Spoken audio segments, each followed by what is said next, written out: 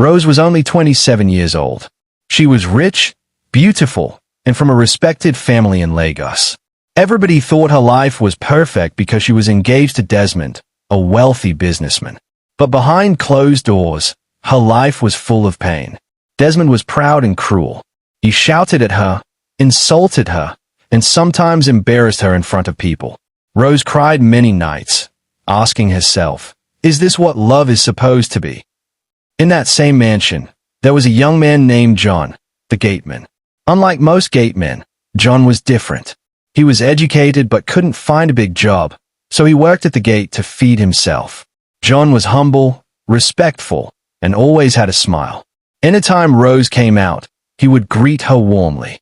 When he noticed her swollen eyes one morning, he quietly said, "Madam, I don't know what you're passing through, but please don't let anyone kill your joy.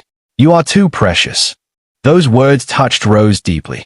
Nobody had spoken to her with such kindness in a long time. One evening, Desmond threw a party. He shouted at Rose in front of guests because she mistakenly dropped a wine glass. "You're useless," he barked. Everyone went quiet. Rose ran inside, embarrassed and broken. That night, as she cried in her room, she remembered John's gentle words. She started seeing him differently, not just as a gateman, but as a man with a golden heart. Days later, Rose went to the gate at night. She found John reading under a dim lantern. Surprised, she asked, "John, you read books?" He smiled and replied, "Yes, madam. Education is the only treasure no one can steal from me." They began to talk about life, about pain, about dreams. Rose felt peace whenever she spoke with him. Slowly, her heart began to drift away from Desmond's wealth and towards John's kindness. One Sunday morning, Desmond slapped Rose during an argument. John, who saw it happen, rushed forward and boldly said, "Sir, with all respect, no woman deserves this." Desmond roared, "You are just a gateman. How dare you talk to me?" He tried to hit John, but Rose quickly stepped between them. Tears rolled down her cheeks as she shouted, "Desmond, enough. You may have money, but you have no love. I cannot marry a man who treats me like trash." Rose broke the engagement. The whole city gossiped. How can a rich lady leave a wealthy man for her gateman? But Rose didn't care. For the first time, she chose happiness over wealth. She stood beside John and held his hand publicly. People whispered, but she smiled through her tears and said, "I have found a man who values me, not my money." And that was how the rich lady and the gateman began their love story, full of courage, scandal, and true affection. The news spread like wildfire. Rose, the rich lady, has broken up with Desmond, the billionaire. Lagos society could not stop talking. Some mocked her, saying, "How can she throw away a man of wealth for a common gateman?" Others whispered, "Maybe there's something special about this John." But nobody knew the real pain Rose had endured in silence. Desmond was humiliated. His friends laughed at him, saying, "So your fiancé left you for your own gateman?" His pride could not take it. He swore in anger, "Rose will regret this. That John will suffer until he runs back to the village." When Rosie's parents heard the news, they were shocked. Her mother cried, "Rose, you want to disgrace this family? How can you throw away a rich man for a poor boy?" Her father warned her, "If you continue with that gateman, don't come back to this house." Rose knelt down, tears rolling down her cheeks. "Daddy, Mummy, Desmond only gave me pain. John gives me peace. Isn't that what love should be?" But they turned their backs. For the first time, Rose felt alone, but she also felt strong. John too faced challenges. His fellow workers mocked him, saying, "So you want to marry madam? She will soon dump you when her eyes clay." But John stayed calm. "Love is not about money. I only want to treat her right." At night, he prayed under the lantern, asking God to give him the strength to protect Rose. One evening, as Rose returned from work, her car suddenly refused to start. She stepped down in the dark street, worried. Suddenly, two strange men appeared, blocking her way. "Madam Rose," one said with a wicked smile, "our boss said we should warn you. Leave that gateman, or else," before they could touch her, John appeared from nowhere. He had been waiting near the gate, worried for her safety. With courage, he fought the men until they ran off into the night. Rose clung to him, trembling. "John, they would have harmed me. Thank you, thank you." John wiped her tears gently and whispered, "As long as I live, no harm will come to you." She looked into his eyes that night, and for the first time, her heart whispered, "This is the man I want, no matter what it costs." After the night John saved Rose from the street thugs, something changed between them. Rose couldn't stop thinking about him, the way he fought for her, the way he wiped her tears so gently. One quiet evening, Rose walked down to the gate with a small tray in her hands. On it was a plate of jollof rice and fried chicken. "John," she called softly. He looked up from his lantern and book, surprised. "Madam, you brought food." She smiled shyly and said, "Yes. You hardly eat, and you're always reading. At least eat something before you faint." John chuckled nervously. "But madam, I'm not supposed to collect food from you." Rose placed the tray beside him. "Don't call me madam. Call me Rose." John hesitated, then whispered, "Thank you, Rose." The way he said her name sent warmth through her heart. That night, they sat outside under the moonlight. Rose leaned against the gate, listening to John talk about his life. He told her how he grew up in the village, how his parents struggled to send him to school, how he came to Lagos with big dreams but ended up as a gateman because life was hard.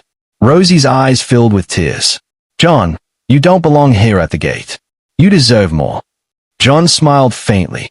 "Maybe, but for now, this is where God placed me, and I'm grateful, because if I wasn't here, I wouldn't have met you." Her heart skipped a beat. She looked at him, speechless. One evening, Rose was crying again. Desmond had sent her a long, cruel message filled with insults. Her hand shook as she read it. John noticed from the gate. He quickly rushed inside and found her sitting in the garden, tears running down her face. "Rose, please, don't cry," he said softly. He took a clean handkerchief from his pocket and wiped her cheeks carefully, as though she was made of glass. Rosie's voice cracked. "Why do you care so much for me? You're just my gateman." John's eyes locked on hers. "Because I see your heart, not your money. And your heart is too precious to be broken." Rose broke down completely. She leaned into his chest, and John held her strong, protective, yet so gentle. For the first time in years, she felt safe in someone's arms. The next morning, Rose looked at herself in the mirror. She was glowing, smiling for no reason. She realized it was John, the gateman, the man society would laugh at. But she didn't care. She whispered to her reflection, "I think I'm falling in love with him." Rose and John's bond was growing stronger each day. To outsiders, they were just Madam and Gateman, but in their secret moments, they were two souls healing each other's wounds. Sometimes, Rose would sneak to the gate with fresh palm wine or roasted corn from the roadside. She and John would sit together, laughing at silly stories. One night, Rose asked playfully, "John, if I wasn't rich, would you still like me?" John smiled, his eyes steady. "Rose, if you were selling bread on the street, I would still choose you. Because what I see in you is not money, it's light." Her heart melted. She wanted to hug him, but she held herself back. Still, she knew she was already deep in love. But someone was watching. One of the maids, jealous of Rose's closeness with John, secretly took pictures of them laughing together at the gate and sent them straight to Desmond. That night, Desmond sat in his mansion, scrolling through the pictures. His eyes turned red with fury. "So, Rose has chosen a gateman over me? She dares to mock me." He clenched his fist. "I'll make her regret this slowly." The next morning, Rose received a call from her mother. "Rose, are the rumors true? People are saying you are sneaking around with your gateman." Rose froze. "Mummy, please, don't listen to gossip." Her mother's voice shook with anger. "Desmond came to our house yesterday. He told us everything. Rose, if this is true, you will destroy this family's name." Rosie's hands trembled as the call ended. She looked at John with worried eyes. "Desmond knows, and my family is against me." John saw her face. He placed his hand gently on hers and said, "Rose, no matter what comes, I won't run. I'll stand by you. She stared at him, tears brimming. But Desmond is powerful. He can destroy you. Jean's voice was calm but firm. Let him try. Love is stronger than his pride. The peace didn't last. One hot afternoon, John was at the gate when two policemen suddenly arrived. Are you John Okafor? One asked. Yes, sir, he replied. You are under arrest for theft. John was shocked. Theft? I don't understand. Before he could explain, they handcuffed him and dragged him away. Rose ran out, screaming, Wait, he didn't steal anything. But the policeman shoved John into the van and drove off. In a private lounge, Desmond sipped his wine and smiled. He had planted stolen jewelry in John's small room and bribed the police. So, let him rot in jail, Desmond sneered. Then Rose will come crawling back to me. Rose rushed to the police station, crying and begging for John's release. But they shoved her away. Madam, this man is a thief. Let the law handle him. She wept bitterly outside the station, shouting to the sky, God, please don't let him suffer for what he didn't do. Inside the cold cell, John sat quietly. Other prisoners mocked him. Rich madam's toy boy, see your life now. But John closed his eyes and prayed, Lord, give Rose courage. Don't let evil win. 2 days later, a young journalist who had always admired Rose saw the injustice. He investigated, discovered Desmond's bribe, and published the story. The headlines shook Lagos. Wealthy tycoon frames Gateman over love triangle. Social media exploded. Desmond became the laughingstock of the city, and his businesses began to crumble as sponsors pulled out. John was released, weak but smiling. When Rose saw him, she ran into his arms, sobbing uncontrollably. I thought I'd lost you, she whispered. You can never lose me, John replied softly. They can chain my hands, but they can't chain my love for you. At that moment, Rosie's parents, who had come secretly, watched from a distance.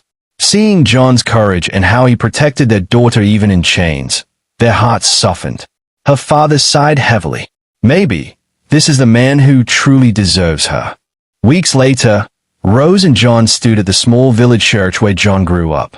She wore a simple gown, no diamonds, no heavy gold, just peace in her heart. As they exchanged vows, Rosie's voice trembled. I chose kindness over wealth. I chose peace over pride. I chose you, John. The congregation clapped joyfully. Outside, the sun shone brightly, as though heaven itself was smiling. And far away in his mansion, Desmond sat alone, broken by his own pride.